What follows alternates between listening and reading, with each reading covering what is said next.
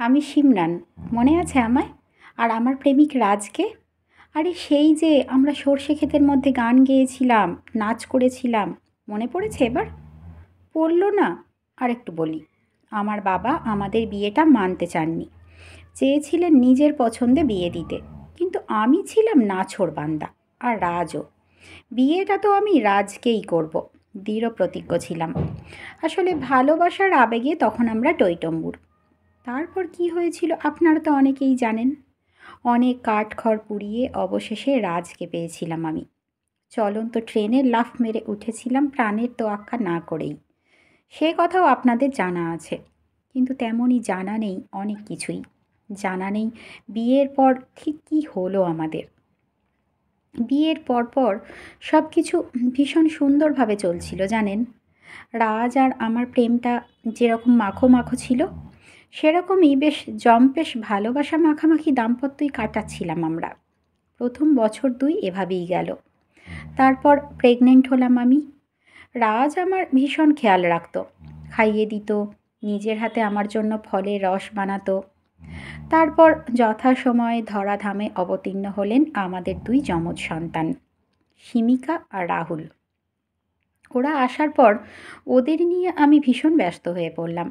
সারাক্ষণ ওদের দেখাশুনো করা, ওদের খাওয়ানো শোয়ানো সব নিজের হাতে শুরু করলাম।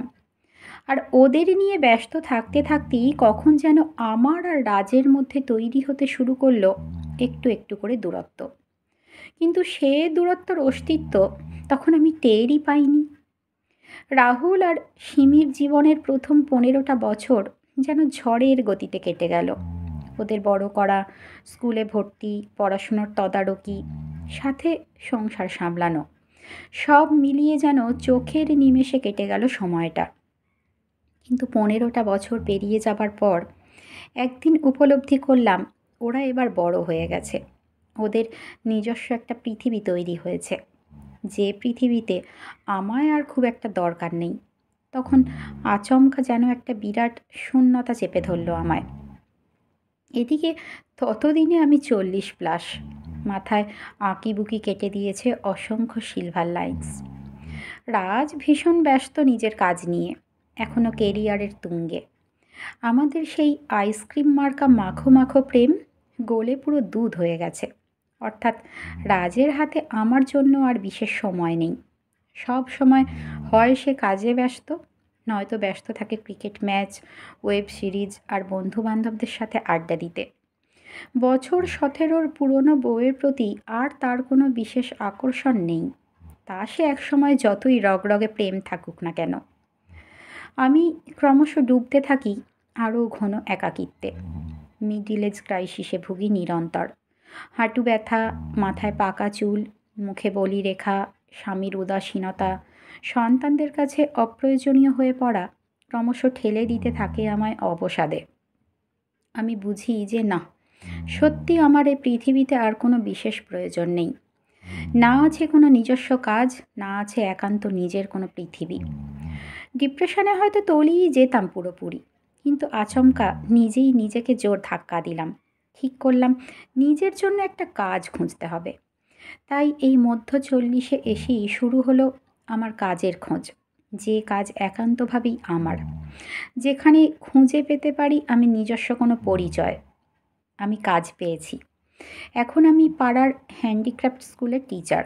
দারুণ কিছু মাইনে নয়, কিন্তু যতটুকুই পাই তা আমার একান্ত নিজের। এই কাজটা আমায় নিজস্ব পরিচয় খুঁজে দিয়েছে, দিয়েছে নিজের একটা পৃথিবী। আজকাল এই নিজের কাজটুকু পাবার পর আর নিজেকে আমার অপ্রয়োজনীয় লাগে না। রাজের থেকে জোর করে অ্যাটেনশন পাবার চেষ্টা করে ওর বিরক্তির কারণ আর আমায় হতে হয় না। ছেলে মেয়েদের নিয়ে অযথা বেশি টেনশন করে ওদের মুখঝামটাও আর আমায় শুনতে হয় না।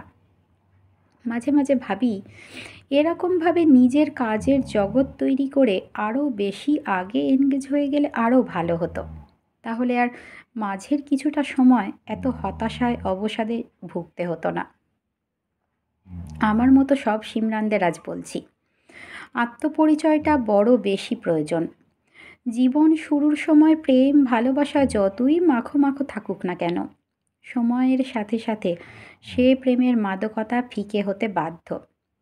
প্রতিদিনের দাম্পত্যের রোজনামচাতে প্রেমও নিছকই এক অভ্যাস হয়ে দাঁড়ায় একসময়। তাই প্রেমিক প্রেমিকা যখন 10-15 বছরের পুরনো স্বামী স্ত্রী হতে শুরু করে, তখন তো আর আগের সেই রোমান্টিসিজম থাকবে না। সেটাই স্বাভাবিক। তখন দায়িত্ব কর্তব্যই প্রধান হয়ে দাঁড়ায়। এর মাঝেই এসে পড়ে সন্তানেরা। তারাও একসময় ব্যস্ত হয়ে যায় নিজেদের দুনিয়ায়। তাই এই সময়গুলোতে নিজেকে অপ্রয়োজনীয় বোঝা মনে হবার হাত থেকে শুধুই বাঁচাতে পারে নিজের আত্মপরিচয়, নিজের কাজ। তাই প্রেম ভালোবাসা যাই করো না কেন, নিজের পরিচয় তৈরি করতে ভুলো না। প্রেম ভালোবাসার সাথে কর্মজীবনের কোনো বিরোধ নেই, কিন্তু যারা ভাবছো প্রেমের এই রঙিন দিনগুলোই জীবনভর টিকে থাকবে, তারা বড় ভুল করে ফেলছো জীবনের অঙ্কের হিসেবে। আর তাই সে ভুলের মাসুল গুনতে গিয়ে কিন্তু একদিন কপালে জুটতে পারে ডিপ্রেশন। সুতরাং সব সিমরানদেরই রাজের পাশাপাশি গুরুত্ব দিতেই হবে নিজেদের কেরিয়ারকে। কেরিয়ার মানেই কিন্তু পড়াশুনো বা বিরাট চাকরি নয়। কেরিয়ার মানে যা এমন একটা কাজ যেটা বজায় রাখবে তোমার অর্থনৈতিক স্বাধীনতা, যেটা পায়ের নিচে শক্ত জমি দিতে পারে সব সিমরানদের।